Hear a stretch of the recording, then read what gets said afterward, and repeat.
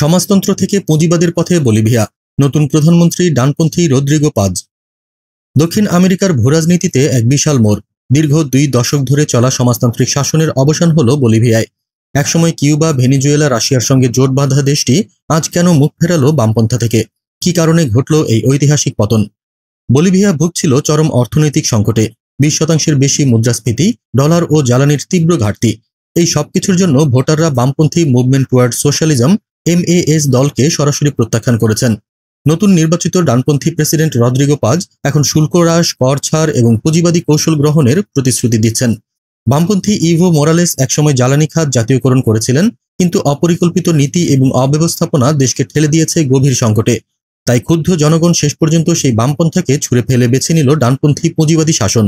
কেবল দেশের অভ্যন্তরীণ সংকট নয়, এই জয়ের ফলে যুক্তরাষ্ট্রের সঙ্গে বলিভিয়ার সম্পর্ক পুনরুদ্ধারের নতুন পথ খুলল। প্রশ্ন হলো, সমাজতন্ত্রের ব্যর্থতা কি এই অঞ্চলের অন্যান্য বামপন্থী সরকারের জন্য কোনো বার্তা?